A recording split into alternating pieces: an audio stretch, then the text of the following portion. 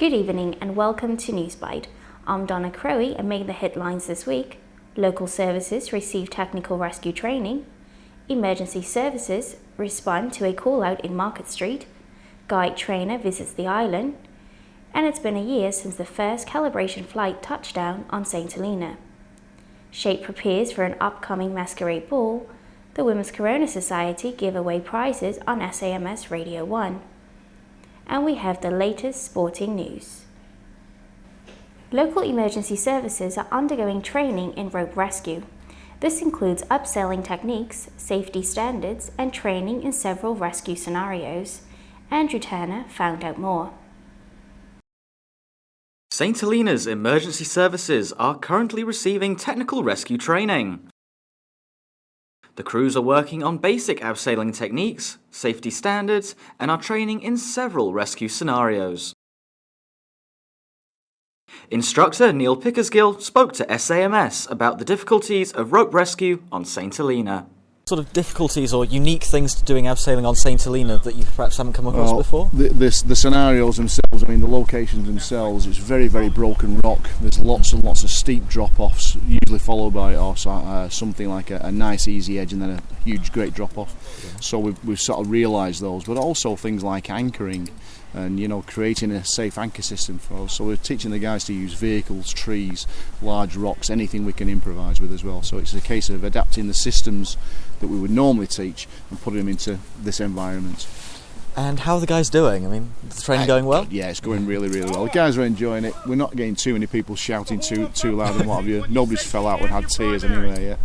It's been a fantastic experience for us. We've had 3 weeks. We will have had 3 weeks here by the time we leave. And it's been interesting from our perspective, but it's also good to see that the guys are actually doing something and preparing the response for them when tourists get here, and if there's an accident or an incident somewhere, at least you guys have got some training. That's the main thing we're here for. The crews are working towards a UK standard qualification in rope rescue. This will require them to do practical assessments in knot tying, anchoring, and using the various pieces of equipment safely. The bridge area was closed to vehicular traffic when the fire service responded to a fire alarm from the Bank of St Helena on Wednesday lunchtime. According to Bank of St Helena employee Alberta Knipe, there was a foul smell and smoke coming up through the floor in the lending department. The fire service arrived at the scene 3 minutes after the alarm was raised, and the firefighters were deployed into the bank. It turned out to be an electrical fault with one of the light fittings in the ceiling void above Tinker's shop that actually caught fire. The power to the building was isolated and the faulty light fixture was removed. Staff from both the bank and Tinker's were allowed to re-enter the building shortly after 1 p.m. Every 3 years, the Girl Guiding Association on St Helena is visited by a guide trainer. Helen Smith from the UK recently arrived to the island for a 2-week training program. The Girl Guiding Association is completely voluntary, and during her visit, Helen also tried to motivate the leaders to continue with what they do. The leaders have for the last 2 weeks been improving and building on their knowledge as guide leaders. The program that they are delivering to the Girl Guides are constantly being modernized. Helen is also in the process of training 2 guide leaders on the island to become trainees. On Saturday, SAMS visited Blue Hill School to observe training taking place and spoke to Helen about her role. Can you just explain exactly what it is you are on island to do? Yeah, sure. I'm here to do 2 things. I come from Go Guiding back home in UK, and Go Guiding's a movement. It's always moving forward, so part of my role is to make sure that the leaders here on St Helena are brought up to date with the latest initiatives and things going on, so that they can deliver Go Guiding to their girls as well as possible. Secondly, I'm working with 2 leaders from St Helena who are going to become trainers so that they can be actually training the leaders here on St Helena. They are St Helena leaders, and they're going to be doing training here with support from us back in UK. That's brilliant. Okay. So apart from training leaders to be trainers, what other kind of training have you been doing? Yeah. I've done a whole raft of different trainings. Some of them are mandatory because we're working with girls. So I've been doing some safe space training, which is safeguarding as girl guiding policies require it. Okay. I've done some first response, which is the girl guiding first aid package for guide leaders. I've also done some updates on what's happening, the programme, any latest changes. Let me think, what else? Oh, well, perhaps if I then explain what we're going to do before I go home. Okay. This afternoon we're going to be doing some teamwork, working together, doing team challenges and seeing how that reflects on the leader's role, because obviously the leaders work in teams. And then during next week I'll be doing some perhaps lighter-hearted sessions, games, fillers, things that the leaders can use in their sessions and take away. Helen is scheduled to leave the island on the next call of the RMS. The Girl Guiding Association is always looking for volunteers who have an interest in girl guiding to be a part of their family.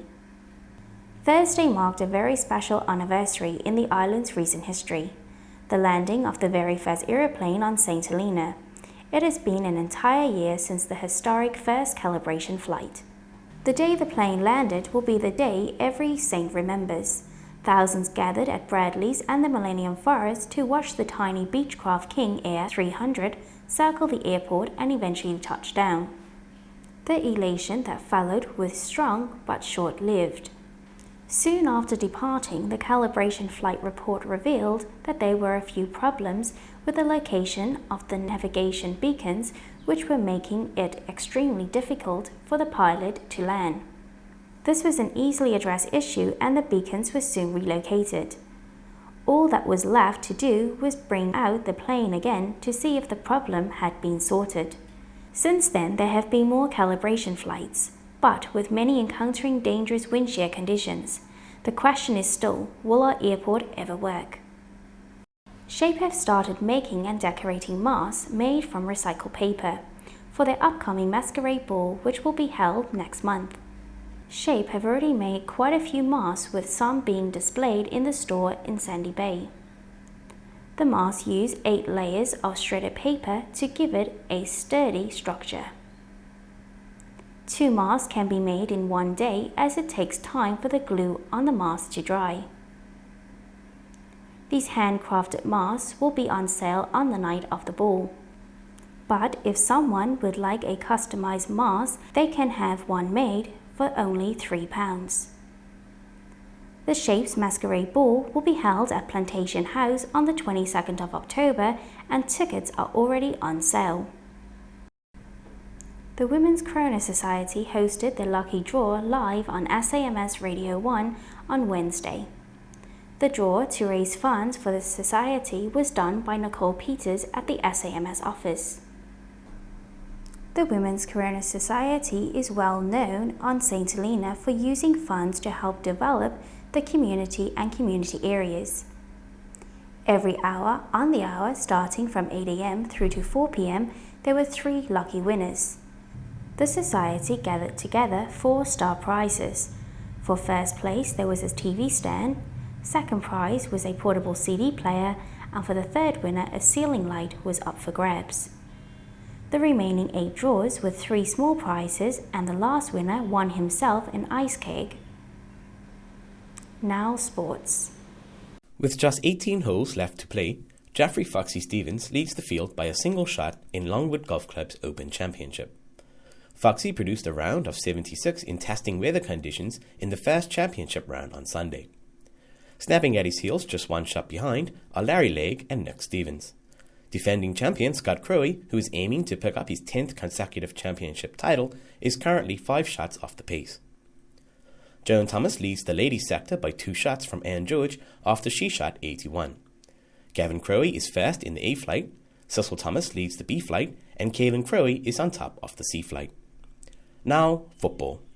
Wolves stand Chop Boys in the weekend's opening match.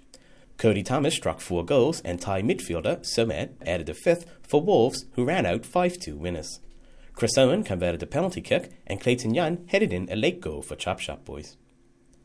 Hearts cemented their place at the top of the league with a comprehensive 4-0 win over Axis in Saturday's second match.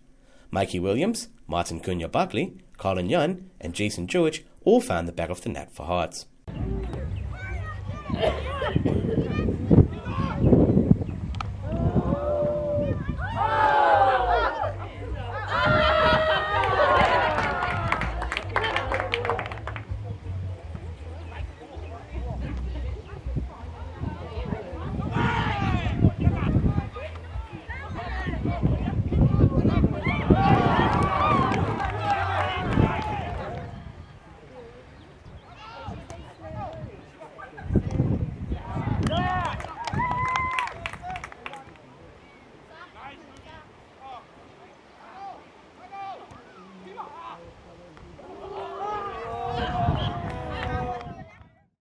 Despite losing centre-half Wayne Crowie to a horrific injury, Bellboys went on to take all 3 points against Fuji's in Sunday's early fixture.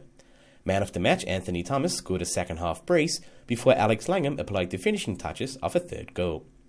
Crowie suffered a double break to his right ankle and will no doubt be out of action for the remainder of the season. We wish him a speedy recovery. Rovers smashed home 12 unanswered goals in their match against Crusaders. Rico Benjamin scored an impressive 8 goals. Ronan Legg finished the match with a brace, while other goals came from Tyler Benjamin and David Young. Hotshots and Refugees closed out the weekend's action with a 2-2 draw. Simon Sipiu and Alistair Buckley were on target for Hotshots, and Christian Leo and Conrad Klingham found the back of the net for Refugees. Hearts now hold a 3-point advantage at the top of the 2016 Football League after Chop Boys suffered their 3rd defeat of the season. Rovers, who have a positive goal difference of 71 compared to Hearts 54, are 6 points behind the leaders with 2 games in hand.